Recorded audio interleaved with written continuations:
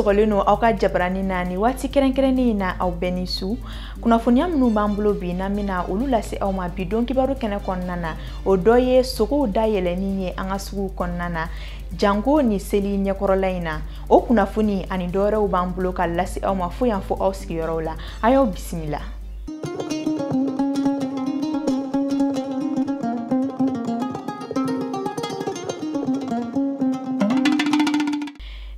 Tene ye jouer kalo ale kile woro samba fla ani mugan an lajebaw ayo danse kokura aga bi kunafondi kene konnana jumado no bena jouer kalo ale kile sabama M5 RFP ni oye mouvement du 5 juin rassemblement des forces patriotiques ye o nyema no ye Imam Mahmoud Diko ali ni jamana kuntigi Ibrahim Boubacar Keita olu koni nyoanye ke kuluba jabi min boro la jamana konodon akilina ye munye o jabi bole nununa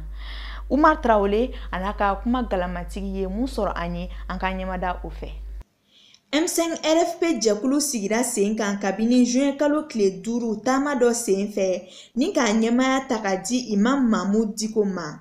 Ni fara ɲɔgɔn kan jɛkulu in ka laɲini tɛ dɔwɛrɛ ye ko yɛlɛmaba ka don jamana in maracogo la walima jamana ɲɛmaa ka fanga bila. Wulikajɔw caman kɔfɛ M5 RFP ɲɛmaa ni jamana kuntigi ye ɲɔgɔn ye kɛ jumadon n'o bɛnna juillet kalo tile 3 ma. O min sen fɛ a ɲinina ko kura M5 RFP maaw fɛ k'u ka kuma ɲɔgɔnyali kɛ parti politique majorité maaw fɛ ni k'o jaabiw kɔnɔ. O kuma in ma se ka bɛn jamanadenw ma cogo si la. Bɔla tele la ka ɲɔgɔn ye fɛn mɛ u bɛnna min kan a ma fɔ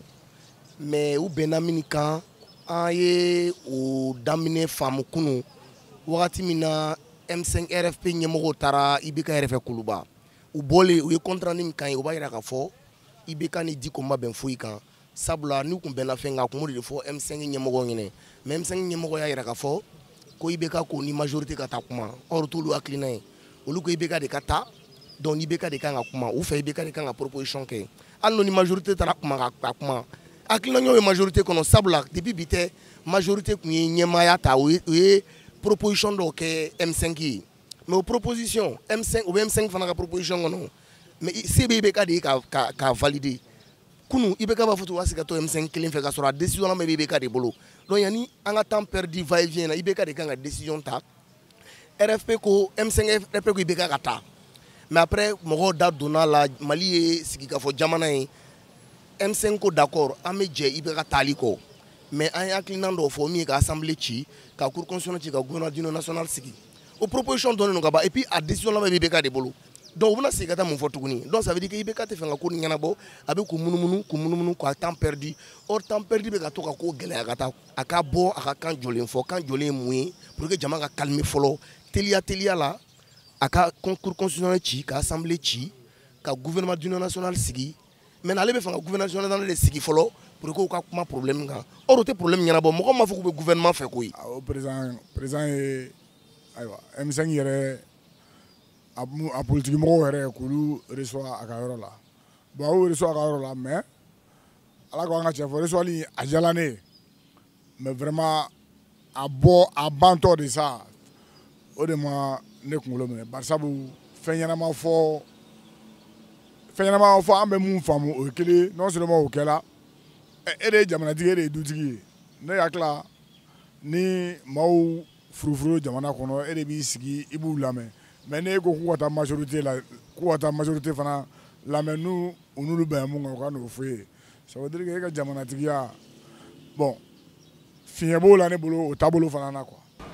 Majorité mɔgɔ ninnu minnu filɛ o ye ni IBK ko M5 mɔgɔ ye ka taa ye mais IBK yɛrɛ ma sanga don o majorité o la mais fɛn min kɔni kulo gɛlɛnba n'o kan ka taa o ye ke ka cour constitutionnelle yɛrɛ tangin ka bɔ yen ka tila ka yɔrɔ minnu na ni élection ma ɲa fo a kɛra nanbara ye segin ka ko kan bon premier ministre fana ka ta min bɛ se min kana kɛ IBK ka bila la a ka kɛ jamanaden de ka bila la o ye ne kɔni ka laɲini ye ka tila ka gouvernement fana ta gouvernement d'union nationale o fana o bɛ se ka kɛ parce que o la bɛɛ bɛ jɛ k'a fɔ mɔgɔ kelen tɛ i ka décision ko o biri to i kunna o tɛ yen parce que négociation o fɛn dɔ ye n'i taara i berenna la k'i bɛ taa wuludennin ta k'o bila i ka so i bɛ taa a fɔ i beren de ye ko n nana wuluba nɔfɛ n'i ye juru bila wuluba kan na k'i b'a sama ka taa i b'a fɔ ko k'a bila ko n bɛ wuludennin dɔ d'i ma mais n'i nana i sin wuludennin ma i b'a fɔ k'a bɛɛ ma minɛ de kɛlɛ min filɛ senna nin i bɛ ka kan k'a dɔn k'a fɔ a kan k'a ka jamanaden lamɛn ni m'i ka jamanaden lamɛn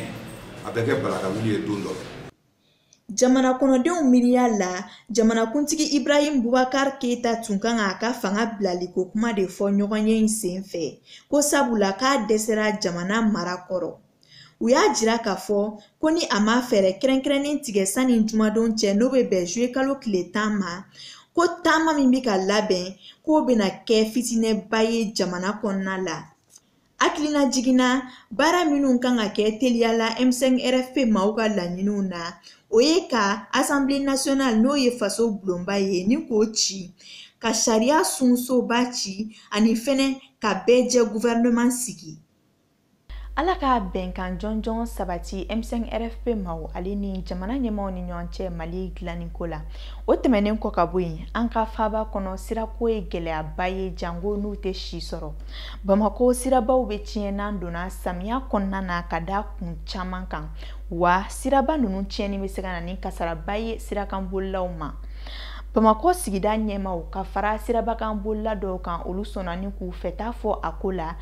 Idrissa Badimi, Anna Marie Yvonne Traoré ale ni Tijani Sidibe olu ka kuma galama ɲɛma. Samiya in na taa ni ka segin gɛlɛya bɛ Bamakɔ kɔnɔna na k'a sabu kɛ siraw tiɲɛni ye. An ka sigida ɲɛmaa damadɔ sɔnna ka kuma siraw tiɲɛni jubaju kan. Ka Bamakɔ yɛrɛ bɛɛ ta en général i b'a ye k'a fɔ sira caman tiɲɛnen don. Tiɲɛni tɛ sababu foyi ye fo ji de bɛ sira tiɲɛ kosɛbɛ ani cɛncɛn. Ni ji nana a bɛ cɛncɛn nayɛlɛ sira kan. Ni cɛncɛn ma cɛ joona ji wɛrɛ bɛna sɔrɔ yen dɔrɔn o de bɛ goudron tiɲɛ kosɛbɛ o de ye tiɲɛni sababu ye. An b'a la ka fɛɛrɛ minnu tigɛ bɛɛ b'a dɔn k'a fɔ n'i ye mairie yɛrɛ baara ta k'a lajɛ baara min bɛ wari dun kosɛbɛ o ye assainissement ye. Jɛya wale filɛ n'i ko i b'a baara kɛ i b'a kɛ cogo min na dɔ wɛrɛ bɛ na o cogoya la i bɛ wari bɔ i t'a dɔn a taara yɔrɔ min na parce que a bɛ wari dun kosɛbɛ. N'i ye nɔgɔ cɛ bi sini nɔgɔ min bɛ na o ka ca ni bi ta cɛlen donc a tɛ dɔn yɛrɛ k'e fɛn cɛ o de bɛ k'an sɛgɛn kosɛbɛ. Bamakɔ siraw tiɲɛni ma samiya ma kɔnɔ. Bamakɔ siraw tiɲɛnen don a lahalaw man ɲi. Sababu caman b'a la. Adamadenw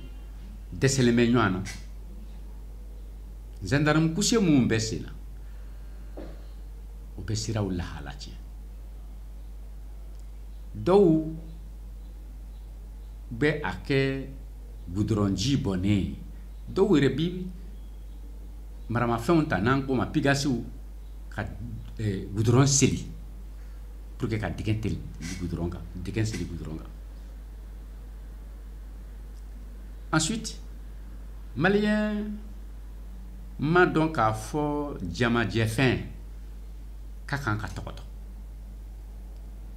Goudron bɛ minnu ka sodaw la olu t'a dɔn k'a fɔ u ka soda goudron kalifalen b'u la u t'o dɔn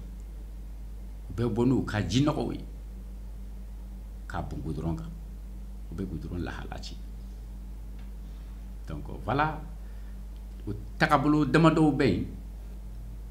mun bɛ ka dankari an ka siraw la kɛrɛnkɛrɛnnenya Bamakɔ. Anw ta ye i n'a fɔ mɔgɔw ko sanji jikɔrɔ wɔsi mairew la fɛn bɛɛ lajɛlen de bɛ ta k'an sɛgɛrɛ ka da kan effectivement maaw ta faamu a b'o yira la mairew ta ye sira ninnu ye sira si tɛ yen n'a bɔlen bɛ an ka kinw kɔnɔ bɔlɔnw ninnu kɔ mais dès lors que manaji bɔnna sira kan a bɛ bila hutumu dɔ kɔnɔ dans la direction régionale des routes o de ye sira ninnu denfaw ye. Mais ni gɛlɛya bɛɛ lajɛlen bɛ bɔ yɔrɔ min o bɛ bɔ sariya sunbaw de la mun ko mara seginna so n'an ko décentralisation. Mara seginna so a gafew tala a kumaw fɔla mais a walew ma bolo da dɛ. ni mara ma segin so yɛrɛ walew ni kumaw u bɛɛ ka kɛ kelen ye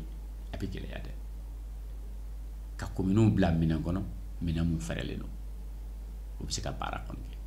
ni gɛlɛya bɛ yen bi sira lahala tiɲɛni de la o ye sariyaw batobaliya de ye sariya dun batobagaw wulilen ko k'u b'a bato maa wɛrɛw bi sɔrɔ mun mɛnna u kɔkɔrɔ ka deli kɛ n ka maa don n burankɛ don n kɔrɔkɛ don n dɔgɔkɛ don o tɛ se ka to jamana kɔnɔ a ka dilan dɛ u tilala ka wele bila jamanaden bɛɛ lajɛlen ma minnu bɛ ka kɛ wale juguw kɛ min bɛ ka kɛ sabu ye ka siraw lahalayaw tiɲɛ an k'u dabila walasa an bɛɛ lajɛlen bɛ se ka lafiya sira kana na an ka sirako in mairie dɔrɔn tɛ se ka sira in dilan ka kɛ bɛɛ sago ye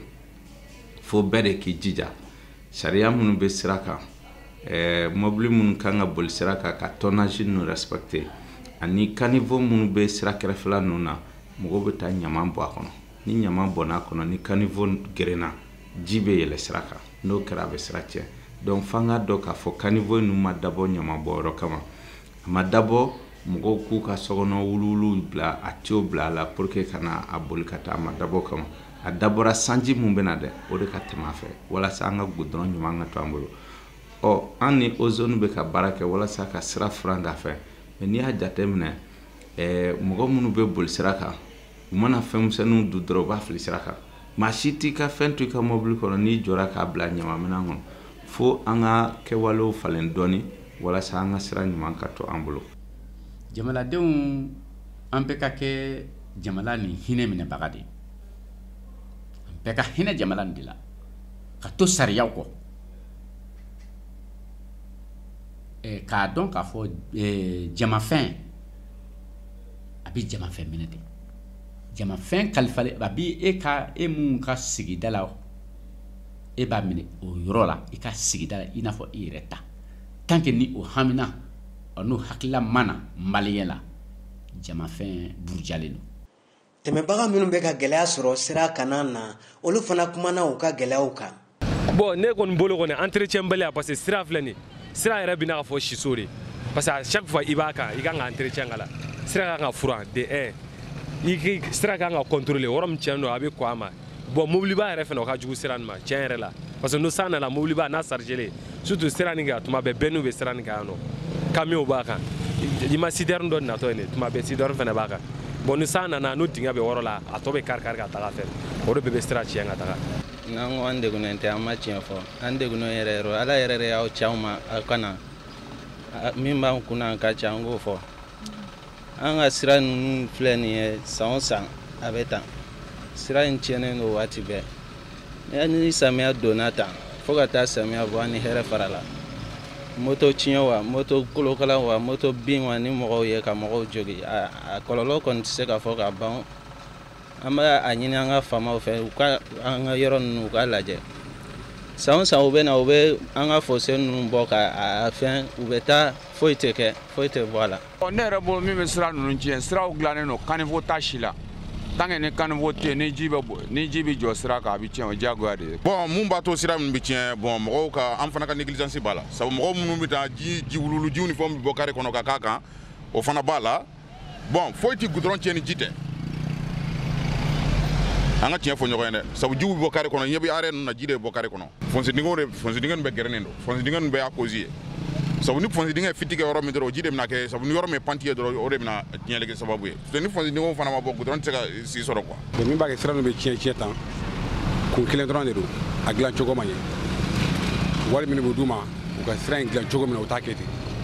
donc ni 100 hakɛ d'u ma u bɛ 50 k'a la 50 tɔ u yɛrɛ b'o don u t'a dilan ka ɲɛ est-ce que n ka kuma faamu sinon goudron kɔni n'a kɔni dilanna kɔni a ka kan kɔni a bɛ se ka san dama dama kɛ. dɔ bɛ ɲa la dɔ bɛ ɲa cɛlakaw la an ka sigida ɲɛmaaw ye ladilikan minnu di an bɛɛ lajɛlen k'an janto a la walasa an bɛɛ lajɛlen bɛ se ka kisi ka bɔ sira kɔlɔlɔw ma. sisan kɔni an bɛ don an ka gadon sugu kɔnɔna la jateminɛw y'a jira k'a fɔ ko misi sugu ale kɔni da gɛlɛyalen bɛ camanba de faralen bɛ a sɔngɔw kan. Sogofeerela dɔw sɔnna ni ka dɔ fɔ an ye u ka nin waatiw gɛlɛya kan Aminata Daɲon, Mariam Sako an'u ka jatala ye mun sɔrɔ an ye sugu kɔnɔna la an ka ɲɛmada o fɛ. Sogo ye adamaden farikolo kolo sinsinan dɔ ye ka da a nafaw kan ani vitamine minnu b'a la i n'a fɔ vitamine D, vitamine B6 fo ka taa se B12 ma olu n'u ɲɔgɔnna caman. An bɛ wagati min na ye ko sisan sogo gɛlɛyalen no an ka sugu kɔnɔnaw la. A feerebagaw ni a sanbagaw bɛɛ bɛ ka kule gɛlɛya bolo. Gɛlɛya minnu ni a bɔyɔrɔw ka ca kosɛbɛ. Sogo feerela dɔw ka fɔ la an ka jamana ɲɛmaaw senba bɛ ni gɛlɛya in na ka da u ka layiri dɔw timɛbaliya kan.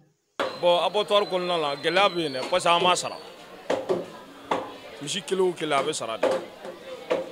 I m'a faamuya. I bɛ wusuru wari ta o bɛ sara. A fɛɛrɛ bɛɛ lajɛlen ka na ka bɔ abattoir la ka na yan nɔ a bɛ 1000 ni 200 de la ani 50. Misi kelen na misi 3 o joli. Mais est-ce que ni gouvernement y'a ɲɔgɔnna jɔ k'a ban sa bon an nana aw ka misiw y'aw ka faga